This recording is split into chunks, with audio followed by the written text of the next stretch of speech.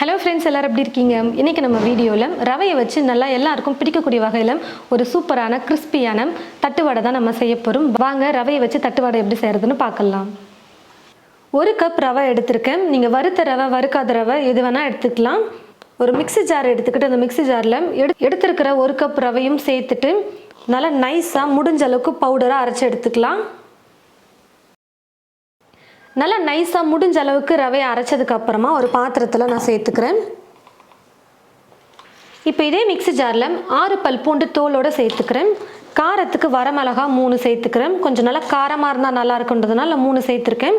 காரம் லைட்டாக இருந்தால் போதும்னு நினச்சிங்கன்னா 2 சேர்த்துக்கோங்க. இப்போ மிக்சியில் போட்டு இதை நல்லா கொஞ்சம் அரைச்சி எடுத்துக்கலாம். கொஞ்சம் இந்த மாதிரி கொரகொரப்பாக அரைச்சதுக்கப்புறமா இதை மாவோடு சேர்த்துக்கலாம். இப்போ இது கூடவே தேவையான அளவுக்கு உப்பு சேர்த்துக்கிறேன். கருவேப்பிலையை கொஞ்சம் நிறைய எடுத்து நான் நல்லா பொடியாக கட் பண்ணி எடுத்து வச்சுருக்கேன். அந்த கருவேப்பிலையும் சேர்த்துக்கிறேன். கூடவே ஒரு 2 ஸ்பூன் அளவுக்கு எண்ணெயை நல்லா சூடு பண்ணி எடுத்து வச்சுருக்கேன். இந்த எண்ணெயும் சேர்த்துக்கலாம். அதுக்கு முன்னாடி உப்பு சேர்த்ததுனால கொஞ்சம் மாவோடு சேர்த்து நல்லா கலந்து கொடுத்துட்டு அதுக்கப்புறம் எண்ணெயை சேர்த்துக்கலாம். கொஞ்சம் நல்லா மொறுமொறுன்னு இருக்கும், அதனால் நம்ம எண்ணெயை நல்லா சூடு பண்ணி சேர்த்துக்கிறோம். எண்ணெயை சேர்த்து லைட்டாக கலந்து கொடுத்துட்டு தண்ணி கொஞ்சம் கொஞ்சமாக சேர்த்து மாவு பிசைஞ்சிக்கலாம். இது கூட பார்த்தீங்கன்னா வேர்க்கடலையை வறுத்துட்டு கொஞ்சம் ஒன்றும் பாதியமாக இடிச்சிட்டு சேர்த்துக்கிட்டிங்கன்னா இன்னும் நல்லா சூப்பராக இருக்கும் சாப்பிட்றதுக்கு.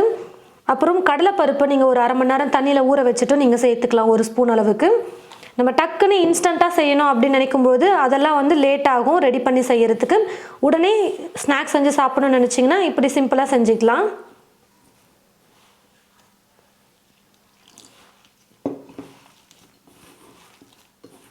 தண்ணியை கொஞ்சம் கொஞ்சமாக சேர்த்து மாவு கலந்து கொடுத்துக்கிட்டேன். நம்ம ரவைங்கிறதுனால கொஞ்சம் ஊறணும். என்னதான் நம்ம ரவையை நல்லா மாவு போல் அரைச்சிட்டு தண்ணி ஊற்றி பிசைஞ்சாலும் கொஞ்சம் ஊறுச்சுன்னா நல்லாயிருக்கும். அதனால் கொஞ்சம் சாஃப்டாக நான் பிசைஞ்சிருக்கேன். தண்ணி ஊற்றி ஒரு 15 நிமிஷத்துக்கு நல்லா ஊற விட்டுக்கலாம். நல்லா ஊறட்டும். ஒரு 15 நிமிஷத்துக்கு ரவையை நல்லா ஊற வச்சுக்கிட்டேன். ஃபஸ்ட்டு கொஞ்சம் இலக்கமாக இருந்தது, இப்போ கரெக்டான பதத்துக்கு இருக்குது பாருங்கள். ரவை கொஞ்சம் ஊறினதுனால நம்ம ரெடி பண்ணியிருக்கிற இந்த மாவு கொஞ்சம் கொஞ்சமாக எடுத்துக்கிட்டு உருண்டை பண்ணிவிட்டு சப்பாத்தி தேய்க்கிறது போல் தேய்ச்சி எடுத்துக்கலாம். ரவை ஒட்டாமல் இருக்கிறதுக்காக கொஞ்சமாக மாவு வேணால் சேர்த்துக்கலாம். மைதா இல்லை கோதுமை எது வேணாலும் சேர்த்துக்கோங்க. மாவுக்கு பதிலாக எண்ணெயை தடவிட்டு கூட நீங்கள் தேய்ச்சிக்கலாம். நல்லா மெல்லிஸாக தேய்ச்சிங்கன்னா தான் கிறிஸ்பியாக இருக்கும் ஸ்நாக் எண்ணெயில் பொரித்து சாப்பிடும்பொழுது. முடிஞ்ச அளவுக்கு நல்லா மெல்லிஸாக தேய்ச்சி எடுத்துக்கோங்க.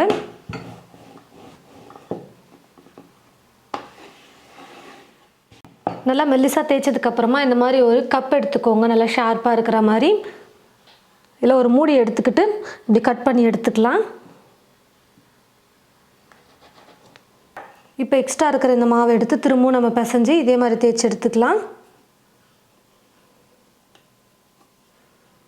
முடிஞ்ச அளவுக்கு நல்லா இந்த மாதிரி கொஞ்சம் மெல்லிஸாக இருக்கிற மாதிரி தேய்ச்சிக்கோங்க. அப்போ தான் நல்லா கிறிஸ்பியாக வரும். சீக்கிரமாகவும் நம்ம எண்ணெயிலேருந்து ஃப்ரை பண்ணி எடுக்க முடியும்.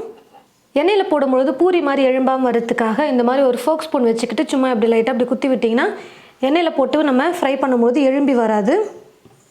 கடாயில் எண்ணெய் ஊற்றி வச்சுட்டேன். எண்ணெய் பார்த்தீங்கன்னா காஞ்சிருக்கா இல்லையான்னு சொல்லிட்டு கொஞ்சமாக மாவை எடுத்து போட்டு பாருங்கள்.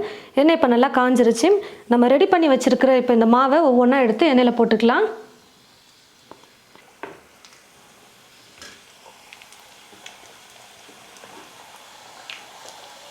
அப்பப்போ கரண்டி வச்சு நம்ம 2 பக்கமும் திருப்பி கொடுத்துட்ருக்கும்போது நல்லா வெந்து வந்துடும். பாருங்கள் ஃப்ரெண்ட்ஸ், நல்லா வெந்து மேலேயும் லைட்டாக கலர் வந்துருச்சு. இப்போ நம்ம எடுத்துக்கலாம். இதே போல் மீதி இருக்கிற மாவையும் நம்ம எண்ணெயில் போட்டு ஃப்ரை பண்ணி எடுத்துக்கலாம். எண்ணெய் நல்லா காஞ்சதுக்கப்புறமா கொஞ்சம் லைட்டாக தீயை குறைச்சிக்கோங்க. ரொம்ப ஃபுல்லாக வைக்கும்போது சீக்கிரமாக கலர் மாறிடும். ஆனால் தீஞ்ச மாதிரி இருக்கும், நல்லா கிறிஸ்பியாக வராது. அது மட்டும் கொஞ்சம் லைட்டாக தீயை குறைச்சிட்டு குக் பண்ணிக்கோங்க. பாருங்கள் ஃப்ரெண்ட்ஸ், நல்லா டேஸ்டியாக சூப்பராக நம்ம 1 கப் ரவையை வச்சு நல்லா மொறுன்னு ஒரு ஸ்நாக் ரெடி பண்ணிட்டோம்.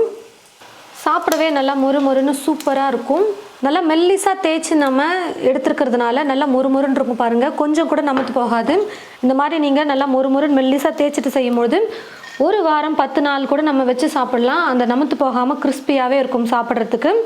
1 கப் ரவைக்கே பார்த்தீங்கன்னா இவ்வளோ நமக்கு தட்டு வடை கிடச்சிருக்கு. இன்னும் நிறையெல்லாம் போட்டு செஞ்சோம்னா நம்ம ஸ்டோர் பண்ணி வச்சு சாப்பிட்ற அளவுக்கு நமக்கு தட்டு வடை கிடைக்கும். ரொம்பவே ஈஸியான ஒரு ஸ்நாக், எல்லாருமே ஈஸியாக ட்ரை பண்ணிடலாம். ரவை இருந்துச்சுன்னா போதும், அரைச்சிட்டு நம்ம மிக்ஸ் பண்ணி ஊற வச்சுட்டு தேய்ச்சி எண்ணெயில் போட்டு பொரிச்சு எடுக்க போகிறோம். ரொம்ப சீக்கிரமாக செய்யக்கூடிய ரெசிபி தான். ஒரே ஒரு டிப்ஸ் வந்து என்னென்னு பார்த்தீங்கன்னா, ஸ்நாக் நல்லா வர்றதுக்கு ரவை வந்து நல்லா ஊறி இருக்கணும். ரவை ஊறாமல் நம்ம செய்யும் போது ஒரு ரவை இருக்கிற மாதிரியே இருக்கும், சாப்பிடும்போது ரவையை சாப்பிட்ற மாதிரியே ஃபீல் ஆகும். நல்லா ஊறிடுச்சுன்னா சாப்பிட்றதுக்கு சூப்பராக இருக்கும். கண்டிப்பாக நீங்கள் உங்களுடைய வீட்டில் இது போல் மொறுன்னு தட்டு வடை செஞ்சு பாருங்கள். செஞ்சு பார்த்துட்டு எப்படி இருக்குன்னு மறக்காமல் கமெண்ட் பாக்ஸில் வந்து கமெண்ட் பண்ணுங்கள். இந்த வீடியோவை மற்றவங்களுக்கும் ஷேர் பண்ணுங்கள். இது போல் நிறைய ரெசிபீஸ் பார்க்க தமிழ் ஃபுட் மசாலா சேனலை மறக்காமல் சப்ஸ்கிரைப் பண்ணிக்கோங்க. கூடவே பக்கத்தில் இருக்கிற பெல் ஐக்கானை கிளிக் பண்ண மறந்துடாதீங்க. தேங்க்யூ.